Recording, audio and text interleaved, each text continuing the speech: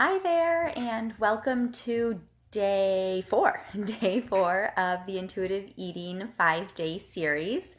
I hope you've gotten a chance to tune into the other 3 days that we've covered, and if you haven't, you can always go back and watch them, and also just know that this is not something where these principles have to be set in a certain order. So I'm actually even doing them in a different order than the book. There's 10 principles, and we're only covering, 5 days, 7 of the principles. We're not even covering all of them.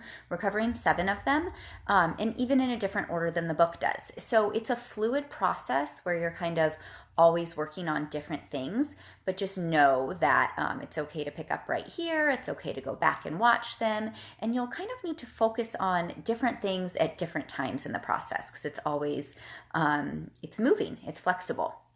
So anyways, today though, on day 4, we are going to talk about honor your hunger and feel your fullness. So the hunger and fullness diet is sometimes what we hear intuitive eating get called, like, oh, it's just another diet type mentality and just eat when you're hungry and stop when you're full.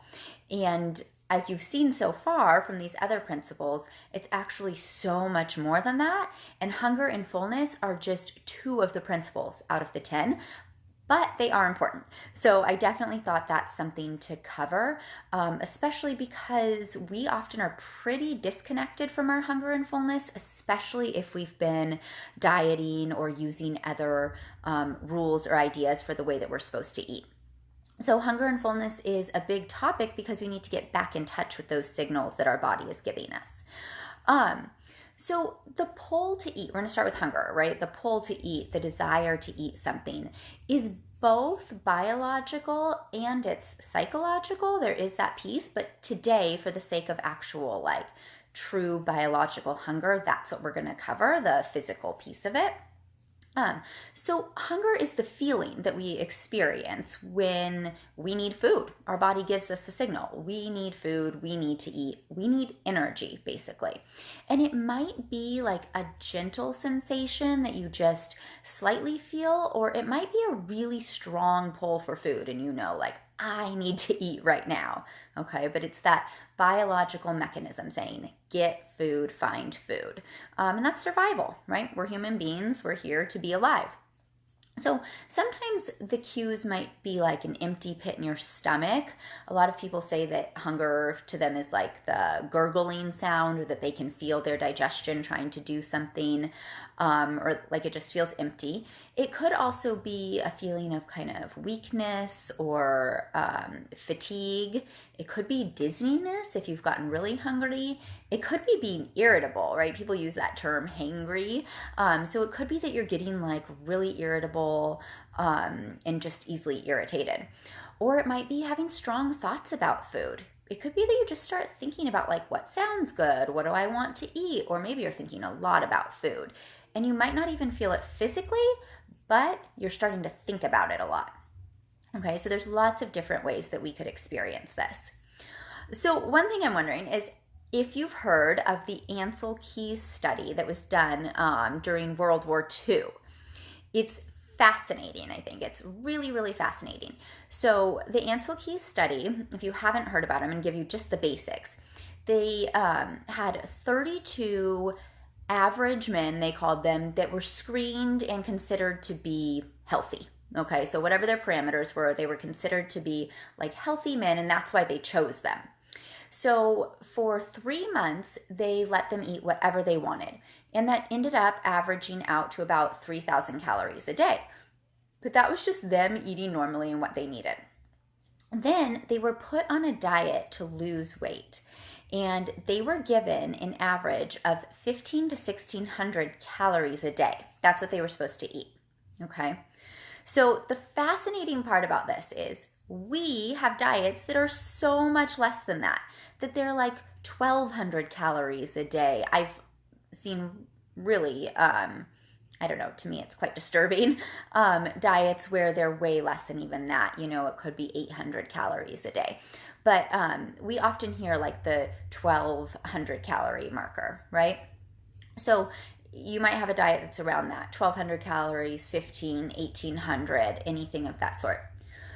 These men were eating the 15 to 1600 calories a day, and they had strong preoccupations with food. Like they couldn't think of anything else. They were talking about cooking and cookbooks. And remember, this is World War II.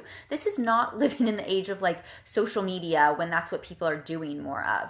These are men during World War II talking all about cooking and food and just being really, really preoccupied with it. When they did eat, they were eating really fast and ravenously.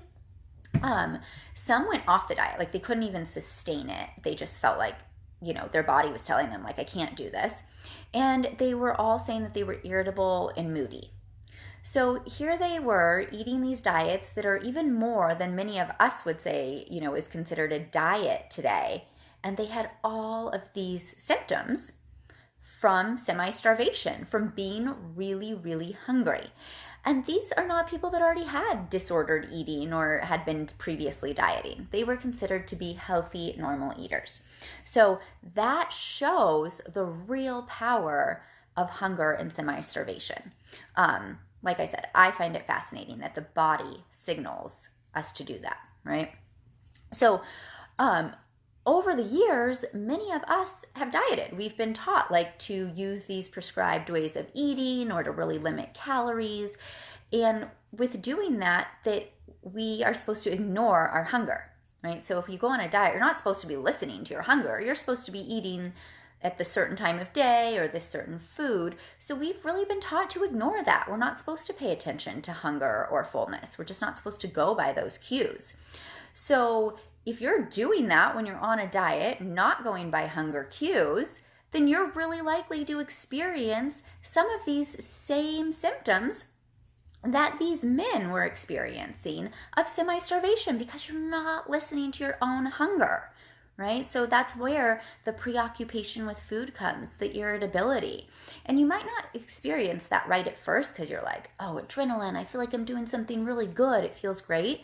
But over time, more and more that's likely to happen because hunger is a biological mechanism. There's not something that we can really do about that. Okay. So one of the things is that we don't always fully know how hungry we're going to be. And that can be the problem with diets, that if like we say, well, we're only supposed to eat this amount every day, we don't know exactly what that is. Like we can take our best guess, but hunger varies for different reasons. We might get more hungry because our hormones shift. So like for women, certain times of the month, we might actually feel more hungry due to hormonal reasons, or as we age, that changes. It could be because we're more active one day. Maybe we ate too little the day before, or even a few days before something was going on, or we were sick. And then once you're ready to eat, your body's trying to make up for that deficit. It needs more energy. And there are things we don't even understand. We just don't quite know why we're hungry, but we're taught like, oh, I shouldn't be hungry, or I shouldn't eat, I shouldn't need to eat. And so we end up ignoring those cues, but they actually do two things. One thing is our body stops giving us those cues, right? The other thing is that deprivation really builds up. So from a biological perspective, a couple things that happen to tell us that we're hungry are we release something called Neuropeptide Y, and that's a chemical produced by the brain that basically tells us to eat carbohydrates, right? And that's because the brain especially, and the whole central nervous system, loves carbohydrates. That's the primary fuel. We've gotten into this space in our society where we are scared of carbs, that we think that they're bad, we shouldn't eat them, they're not good for us, that, we crave them and we have to be really careful with them. But that's because our brain wants them. Like, this is not a bad thing to eat carbs or to want carbs. Our brain really wants that fuel. And the less that we eat of them, the more our brain is going to release Neuropeptide Y and say, get me energy, get me carbs. So it's not that you're crazy or that you lack willpower, or that you need to cut them out because you're addicted to them or you can't handle them. It's because if you've been depriving yourself of them, your body is biologically telling you, I want this energy from carbohydrates. Okay, so that's really important to know. Our body sends out these chemicals that signal you need to eat, and specifically, you need carbohydrates. Okay. And in general, the body needs energy to run. So if you're not getting enough overall energy, then you're going to be hungrier as well. And the body's fuel source, basically, or the cell's fuel source, comes from something called ATP. That's like cellular energy. And so the body's going to want carbs, protein, and fat, primarily carbs again, to produce that, but protein and fat can contribute. So if you just have an overall caloric deficit, which is an energy deficit, then your body is going to say, give me food. I need food right now because I need this ATP to make my cells run. Okay, so we're talking about that neuropeptide Y specifically for carbohydrates, calories for energy, just cells need energy. And then we also have a feast and famine response. So it's really important to recognize that our bodies are meant to survive. So if we're going without food for any number of reasons, whether it's dieting or just because there was a lack of food available, then when food comes around, we're going to want to get as much as possible to stock up. And that's really what used to happen for people, right? It was like hunting and gathering. And so when I could get food available, that's what I would take and I would eat it. And then we would have to preserve until we could get food again. And that's happened with the Depression and at other times. So our body is meant to survive, feast and famine. So for whatever reason the restriction is, when food is around, it's going to feel more like a feasting time. And that's, again, a mechanism that the body's sending out. Get me food when it's available. Okay, so those are some of the basic reasons that we're going to feel hungry, that the body's going to tell us eat now, right? But a lot of people that I work with don't get those signals. They feel very confused about their hunger. They don't know even how to recognize it anymore. It just feels like, I don't even know when I'm hungry. I'm just eating because it's time. Or maybe I don't even pay attention to that anymore. Another thing is it's really strong hunger. I only know it when I'm starving, and that's the only signal. We miss these kind of subtle hunger signals. So this might happen for a few different reasons. If you've ignored your hunger for periods of time, then the body actually stops sending those signals. I hear this often, especially with breakfast. People are like, I'm just not hungry in the morning. And so they don't eat, and then they stop being hungry in the morning. And or they continue to not be hungry in the morning. So they just say that, I'm not hungry, I'm not hungry. And really, the body is just sending them the signal that they're not, or it stops sending them the signal to be hungry in the morning because it's gotten used to that. So that's one piece, right? Ignoring hunger. And what I hear often is people are scared to eat breakfast because then they feel like they're going to be hungry more throughout the day. But that's good. That's actually good. That means your metabolism is working. We're supposed to be hungry. We're supposed to be burning through food. That means the metabolism is speeding up and utilizing that energy. It's not a bad thing to be hungry. It's a sign of your body working appropriately. So hunger is a good mechanism, and it's a good one to pay attention to.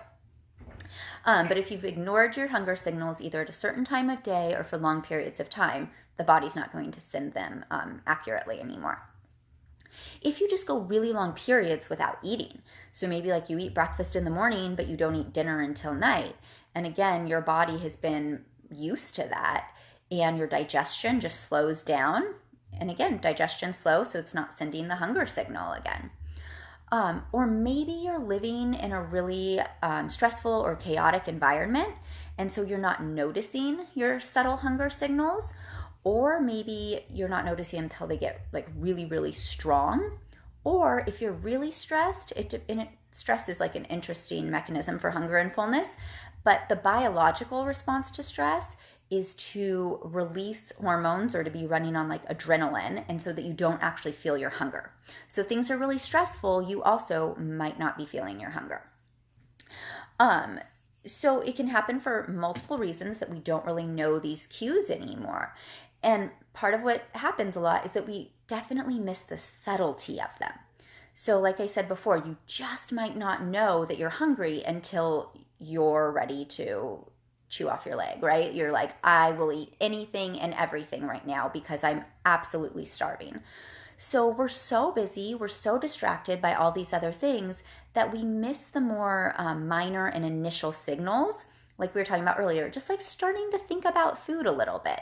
that could be a sign that you're starting to get hungry, you know? Or maybe you have just some slight emptiness in your stomach, but you're waiting for like the growling, I'm starving. And so you don't notice it until you have a headache, you're irritable, and your stomach's growling. But you missed all of these precursors to that feeling. And I'll go ahead and I think I can link to it. I'm sure I can.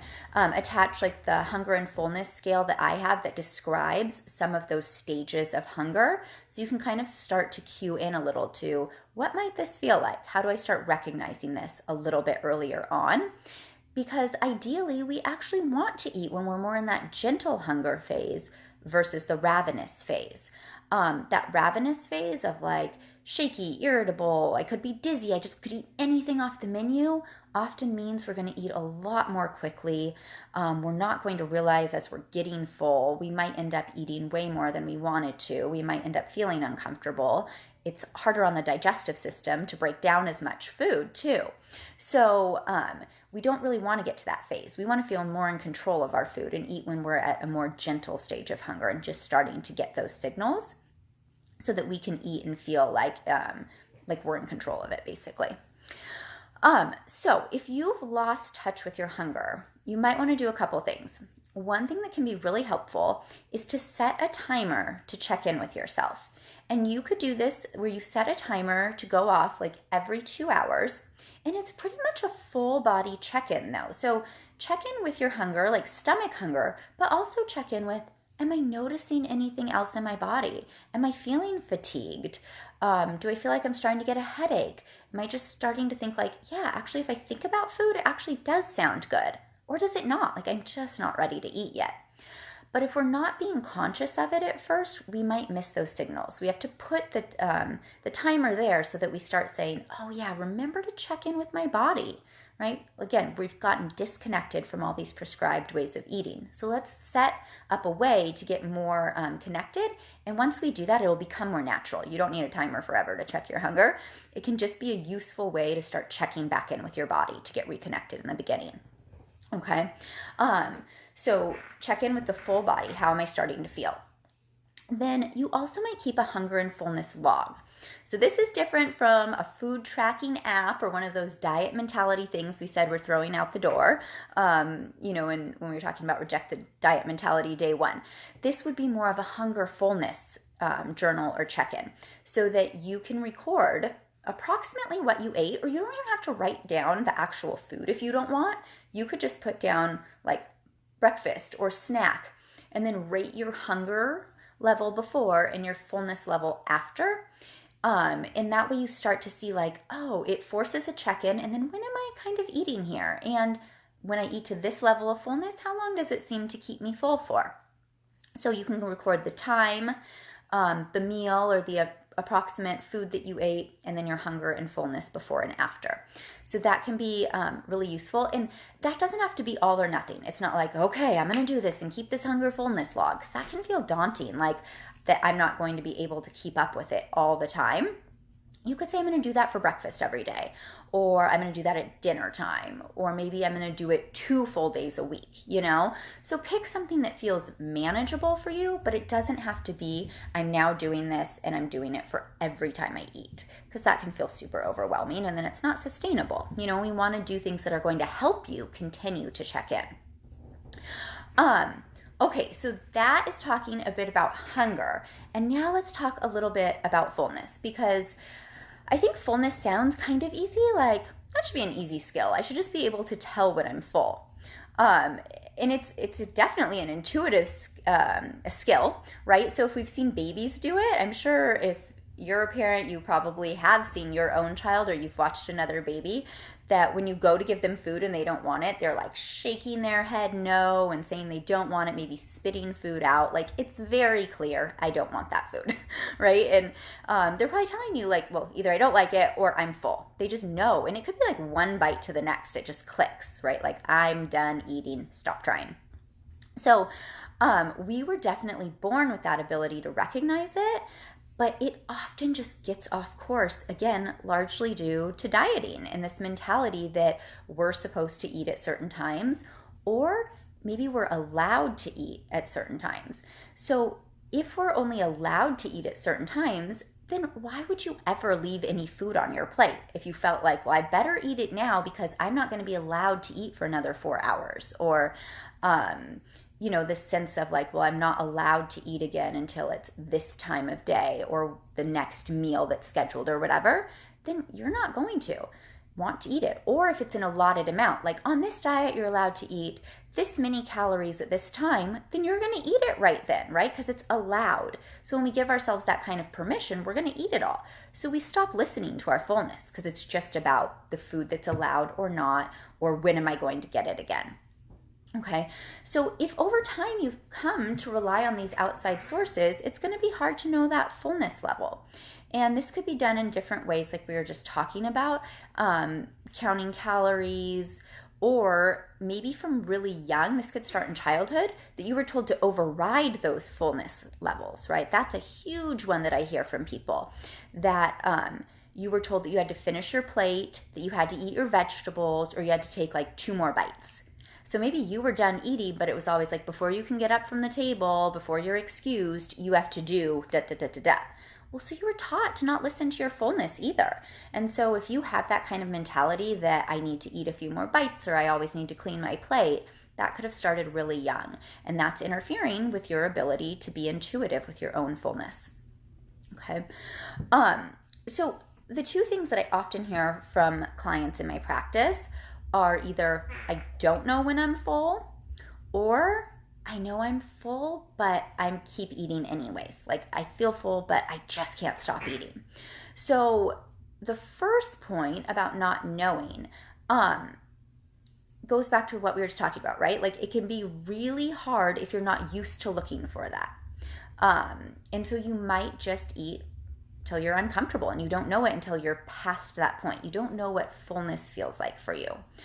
Or maybe you're working through it and like you're like, I think I'm full, but then in like an hour you are feeling hungry again. So it's just not quite noticing that fullness yet.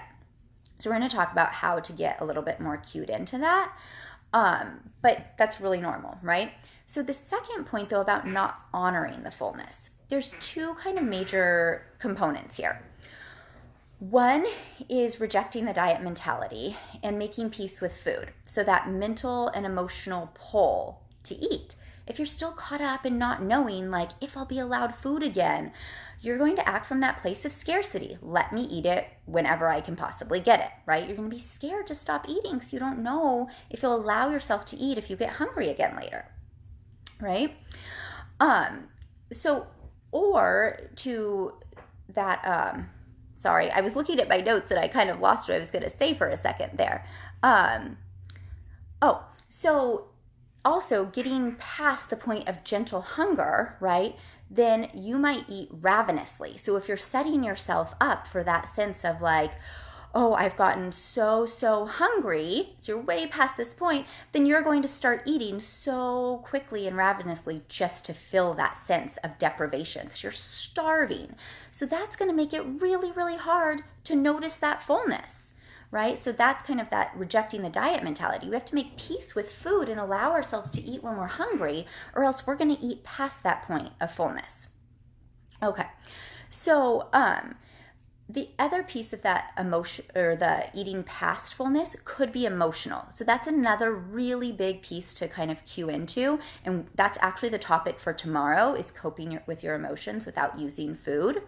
And so that could be the other piece of it, is that you're actually using food for something else that has nothing to do with your hunger and fullness any longer. We'll go into some more of that tomorrow. So how do you get back in touch with your fullness, right? So one is to become more conscious during eating, and that's to turn off your distractions. It's not a rule that you can never eat in front of the TV, but if you're trying to tune back into your fullness, you're going to want to set some times to do this more purposefully so that you can, okay? And sometimes too, like I was just talking with a client yesterday, sometimes we're just busy and it's like going from one thing to the next. And maybe you do have to eat in the car on occasion or something, but it's going to be a lot harder to really tune into that fullness if you're worried about like hitting the car in front of you or making sure that you're stopping at the red lights. So it's a lot harder if we're distracted. Okay, so to get back in touch with your fullness, try to eat when you're less distracted, whenever that's possible. Try to pause in the middle of a meal. Like before you sit down, set the intention to pause halfway through and do that check again, kind of like the hunger check. Am I still hungry? Does this food still taste good? Do I still want to eat it? How do I feel at this point? Where am I at the hunger and fullness scale? Then sometimes that's hard for people, but it can just be really helpful to even check in just at the end of the meal even. Where am I? So that we at least start to feel, what does this level of fullness feel like? So we're getting more in tune with it. So either halfway through or at the end of the meal, or both, but trying to start to check in. I was talking to my client yesterday too about it, and we were trying to brainstorm, how do you set that intention for yourself though? Because we're so busy, right? We're trying to get food on the tables for our families. Just get the food in before the kids start melting down or falling apart. So how do you kind of set that intention to be more mindful, to slow down, to pause halfway through? So I loved her suggestion. One of the things that she wanted to do was to make place cards for everybody at the table and to put a note on each of them. And for her, she was going to put something that kind of resonated with her. And she was trying to figure out if it was going to be like slow down or be mindful or whatever that might be. I have another client who did something similar and wanted to make a sign that she put over her table with something like that. So just for like everybody to see there. Sometimes people will put a note on the fridge or on the cupboard or somewhere that says, slow down, be mindful, whatever might resonate with you, to just kind of click you into setting that intention to pause could be another one, to pause and check in with yourself so that you start to get back in touch with that feeling of fullness. Am I feeling satisfied? When am I feeling like I'm done?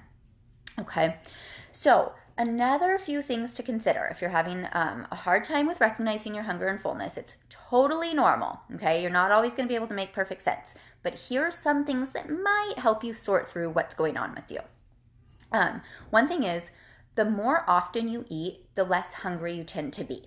Okay, and this has been shown in research too. Even with total number of calories being the same, the more often you eat, the less hungry. Okay, so you might consider eating more snacks throughout the day if you find that you're having a hard time gauging that hunger and fullness, or that you're always eating past that fullness. Also, different foods affect our fullness level. And this is, again, not a hard and fast rule that you always have to include certain foods at meals, but things like protein and fiber do help give us that more staying power so that we're going to feel more full and full for a longer period of time. And fat contributes to that as well. I like to think of it as like carbs make us feel a little more full in the moment, right? Like if you think about eating a piece of bread or a scoop of rice or something, that's going to make you feel full in the moment, but it's not going to hold you over long term. Whereas that protein and fat, when you add it to the carbs, so like now you put peanut butter on the bread, that's going to have that staying power to last you a little bit longer. And same with fiber, like we were talking about. So that's why all nutrients are really important, so that we feel full and satisfied in the moment and that they last us for a period of time. So you may just consider adjusting the composition of your meals and snacks if you're not feeling like you're full for long enough. And then, are you letting yourself get overly hungry, right? So if you're going into meals starving, it's going to be really hard to tell that fullness level. Or you might be playing catch up, like you're just never feeling quite full enough. And are you eating food that has enough substance in general? Like many diet foods are kind of like air foods. They're not really giving you that actual substance. So if you're trying to do low fat everything or low carb everything, or foods that are just kind of like air, but they're supposed to be like healthy or whatever they are, but they're the light versions of everything, again, they're not going to have the staying power because we actually need calories. Okay, it's not just bulk of food, we really need calories. So I want to get to what are these steps that you can take that we just went over, right? So keep a hunger and fullness journal, and you're going to do that by writing the time, approximately the food or the meal that you had, your hunger level when you started, and your fullness when you're done. You can set a timer to check in regularly about your hunger. So how am I feeling every 1 to 2 hours, and just do that full body check. How am I feeling in this moment? And then also stopping halfway through to check and see how do I feel, or even at the end of a meal to check your fullness. So you might consider putting up a sign or something, or making a place card, or writing it. This was another tip from a client we kind of came up with, putting a note in her lunch so that she remembered at lunchtime when she was at work to do that. So lots of ideas for how you can do that. All right, so those are some action steps that you can take to try to get more in touch with your hunger and fullness. If you need some more support, email me. Schedule your free 15-minute call. I am here to help you sort through that, or to schedule a few sessions so that we can work through and figure out, what are the things that are going to resonate with you, that are going to support you and help you on your own journey. All right. So thanks for tuning in. Tomorrow we are going to be covering learn to cope with your emotions without using food for the last and final day. So if you're kind of doing all these steps, but you feel like food still has this energy, this pull, it might be because we're using it for some other things other than just biology. So, all right. Have a great rest of your day, and I will see you tomorrow. Bye.